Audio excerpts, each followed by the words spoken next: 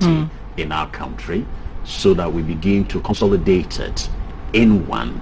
We begin to harmonize and integrate all the identification silos that you can speak of. So as we speak, we have successfully integrated with SNIT, where your SNIT number now is your personal identification number. So it actually replaces your SNIT number. We have also successfully integrated with GRA, where your personal identification number now becomes your tax identification number. We have successfully integrated with the NHIS as well. So as and when all the measures and modalities that have to be put in place for us to integrate with a particular state institution, that will be done. So as we speak, the conversation now is about the SIM card registration or re-registration, which requires that one uses the Ghana card to be able to go through the process. Okay, let me bring Mr. Musa in. Mr. Musa, thank you so much for joining us. The Ghana National Association of Teachers have a problem with the mandate that government workers have to have the Ghana card by December 1st. Maybe you could share with us some of the concerns that your constituents are sharing. Thank you very much, my sister. Good evening to yourself and all the viewers listening to Talking Point. And I think this is a nice opportunity to explain the issues better to all the viewers and those who are listening to the program this evening. Now, it's very, very important that we put the issues within context. There are two main issues here. We have what we call the substantive issue and the procedural issue. The substantive issue is what is supposed to be done, or what is the what a controller supposed to be done. Then the next one is how should it be done. What should be done is the attempt to get the payroll and to ensure that all the people who are on it are really the people who are working for government and the people who are entitled to be paid.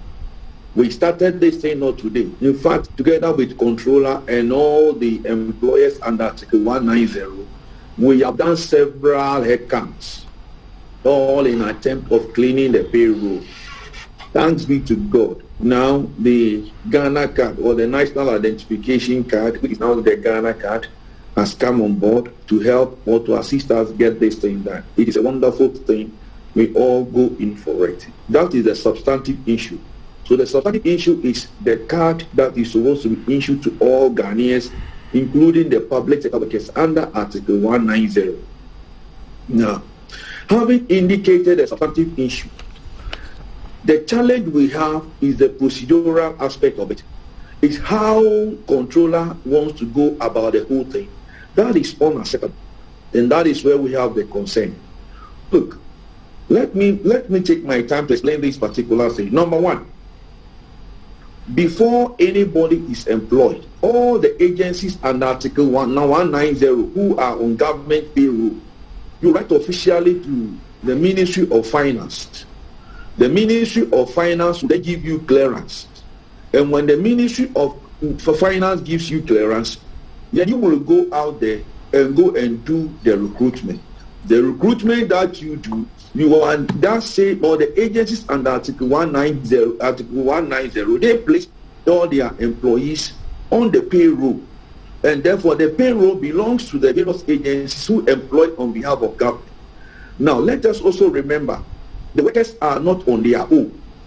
The workers work for the various employers under the agencies, or work for agencies under Article 190, and therefore, if controller deems it fit that this time around, instead of doing the head count, we want to use the Ghana card, the appropriate thing or the procedural way of getting it done is to write to the respective employers under Article 190. Tell them that, look, within this period, with all your people that you have on the payroll, we want to get carried out this particular exercise. So when you write to them, then because they have all the employees under them, they will put measures in place, mobilize the people to get the work done. Let me give you an example. I have been doing child labor work for the past 15 to 20 years. Look, I have been in a boat from the Volta Lake out to Makango, That's in the northern region. There are areas where we call it overseas. We call it under-service area, underserved areas, and many other areas, because they are out of coverage area. People don't go there until something happens. So the controller and accountant general put up a notice out there. And like I have just said, you have the West under Article 190 and all the stakeholders. You left everybody out. Then you zero in on the worker, threaten the worker that if by the 1st of December, the workers do not go to get the car, their names or the name of the worker will go off the PO. It looks like the worker is on his own. And that's why we are saying that it is unacceptable. Okay. And that if there is anybody to be threatened, you threaten the employer and not the worker. Because the worker don't go to go and place his or her name on that payroll. And for that one, we have told controller already, and we have written to them. Okay, all right. Thank you so much. So that is our concern. Okay, so what are your thoughts about what he said in terms of putting the onus on the employees rather than on the employer? What are your thoughts? Well, I think that I'm excited about the fact that all of us agree in principle that this is the way to go. Having created a central national identification database that is quite comprehensive, all of us can begin to rely on it as a way of properly identifying and verifying people who are seeking various government or public services. And indeed, if you look at the mandatory uses of the Ghana card, what controller is doing comes under the aspect of government and public services. So that all such services, all benefits that must go to the individual, they can rely on the NIS, the National Identification System, to be able to prove and establish the identity of those individuals. So I'm happy about that general agreement that all of us have. But of course, going forward, the question becomes, how are we going to implement it? And this is where the National Identification Authority plays a key role, because it's a state institution that wants to rely on the data. And we've been assuring that for the figures that we currently have, we have registered about 85% of the adult population, those who are 15 years and above. If it's 85%, it is reasonable to believe that for public sector workers, we have registered about 85% of that population as well.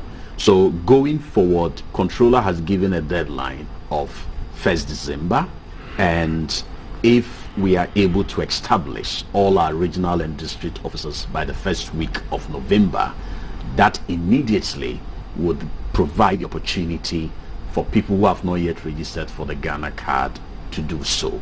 So it is our belief that in the month of November, many of those people should be registered.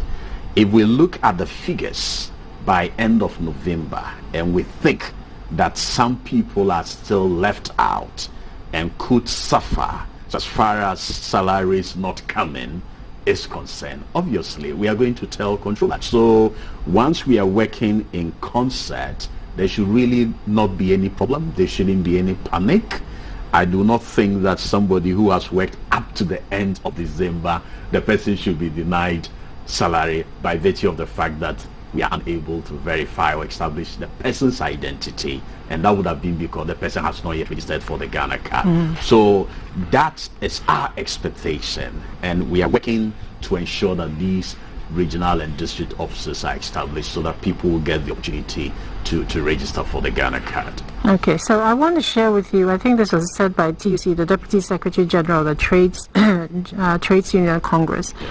And what he said goes back to what I said at the beginning, and I think what even Mr. Musa said. He said it is a good thing, but the wrong approach. When you keep hearing these things about people thinking that, you know, the rollout, maybe there could be some way to make it less inflexible, what kind of ideas or thoughts do you have in terms of trying to address those kinds of concerns that you may hear from the public? Yes, I started by discussing what the mandate I hear of the you. National Yes, I understand. Identification Authority is. And But, indeed, but can I ask you this? Is there a time frame, meaning that the rollout of the card, is there a time frame when it stops? And is that what is driving the sense of urgency? Not at all. Registering Ghanaians and issuing them with a Ghana card will be an ever-present, continuous process. The law only required that we conduct a mass registration to start with, which we have successfully done. So going forward will be the continuous registration phase, where we have successfully established the regional and the district offices, because Ghanaians are being born every day, and once somebody is born today, the person is eligible for registration and to obtain the Ghana card.